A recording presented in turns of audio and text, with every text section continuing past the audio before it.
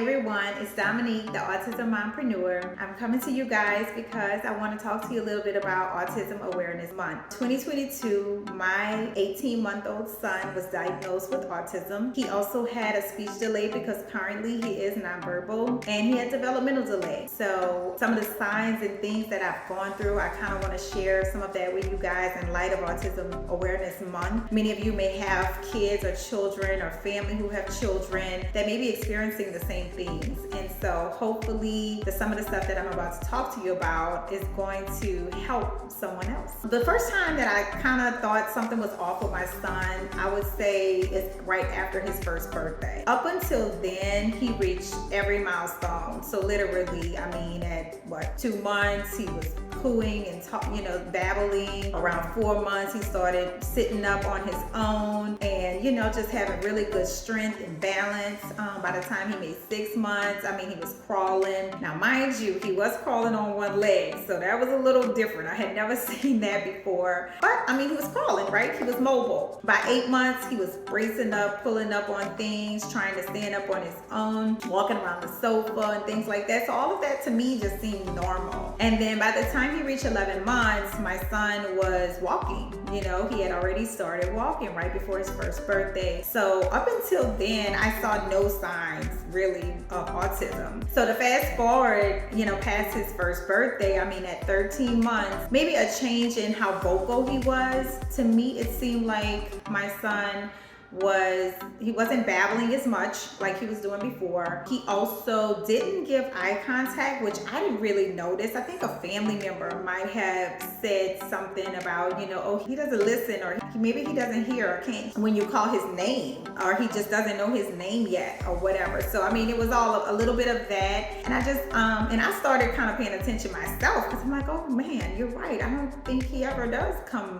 when I call his name. Or maybe because we had a nickname, so I really didn't understand or know quite yet, but I started to pay attention to it at 13 months. So right after he made 1, I started paying attention to everything. And I mean, it was red flag after red flag after red flag. The first thing that I decided to do was to get my son's hearing checked. And that was because he wasn't listening to his name. So I did get him scheduled at a children's hospital, audiology, and we did the audiology evaluation. And I mean, he passed. I mean, he didn't have any issues with hearing. And so from there, I kept reading and digging and Googling and all this stuff, just trying to see what could be the issue. And then I decided I would take him to a speech therapist to get an evaluation done, because of course, at that time, he also was not speaking. So he wasn't saying mama. I think we had dada was about the only thing that he might have said on his own, but mama was not in the vocabulary, nothing else. So dada was just about it at 13, 14 months. So I went on and I brought him to the speech therapist, and we did an evaluation. And at that time, the first therapist told me that my son, who was 13 months, he actually he was at a 6-month recessive language barrier. So at that point, I was like, wow, 6 months and he's 13 months. I was shocked. Not that I didn't know, it's just hard to hear.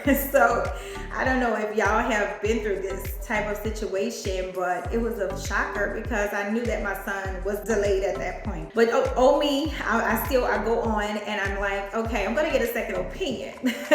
So I go to another speech therapist and I bring my son and I'm like, hey, my son's 13 months, he's not talking, and I would like to have him evaluated just to see what could be going on. And again, that therapist also let me know that my son had a 6-month delay in his speech and also in his understanding, so his recessive language as well. So if we were to say something to him, he did not understand exactly what we were saying or what we were talking about. So that's the recessive language piece of it. And from there, I knew that it was time to get him into therapy as soon as possible.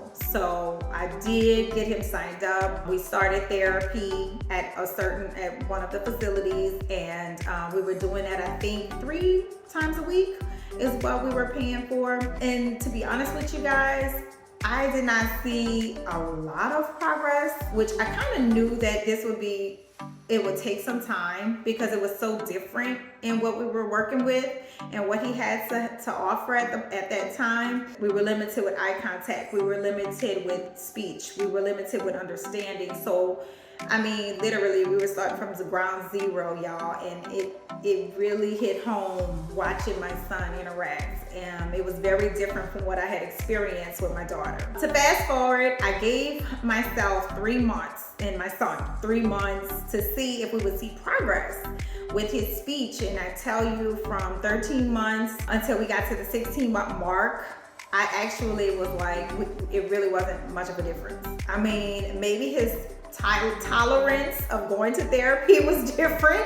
Like, he had a longer duration and he would sit longer and, you know, do the activities longer. However, I still did not see a whole lot of progress. And I then started digging a little bit deeper because I'm like, this issue, it seems to be a little bit more. So I moved on and I started trying to get him evaluated for autism because, I mean, after being nonverbal, they start to think that maybe there's developmental and other things going on. So my objective at that point was to get him evaluated. And I mean, literally, y'all, I called so many companies to try to get a psychologist to evaluate him, but it was very hard to do. I got on waiting lists that were like a year long. I mean, y'all, this process, it's time consuming and frustrating for a lot of us, especially those who are in the thick of it. And so in 2021, I was in the thick of it.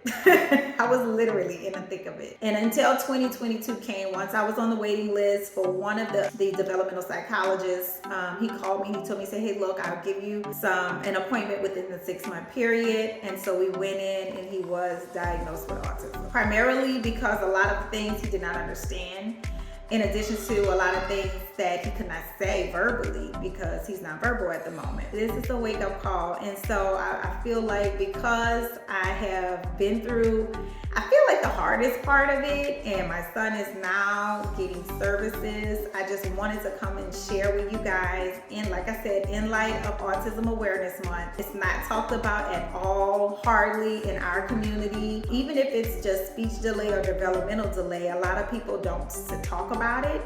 So it's important that we do share our stories and the things that we go through in hopes that I help someone to help their children or, you know, a friend's child to get services. Early intervention is another thing that is very important with a kid with autism. So the earlier that you seek out to get help and services, I feel like is the best opportunity that you can give your child. It's the best thing that you can do for them. I'm very, very grateful that I recognized things wasn't quite right early on because he is now receiving services, which is beautiful. And all of the people who have also poured into him before we had ABA services and things of that nature have been a blessing and have been a part of him developing.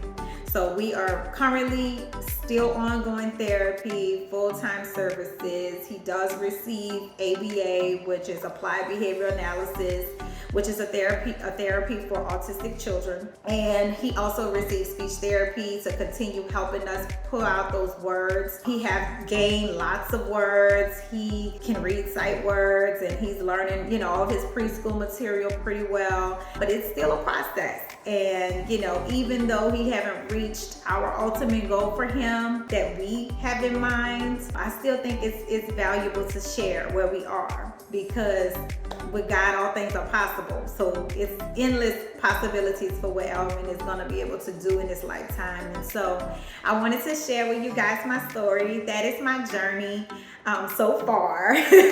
So it's not over. We are working hard to get him ready for school and just to be his best. And so I hope that you guys are on that same journey. If you have children with special needs or children who have autism and are looking to just get them in services, get that early intervention going. This is the most important thing that we can do for them. So we are striving, and I hope that you use this video to help guide you. I do have some stuff on my website, some free tools and resources that you can use if you're just starting out.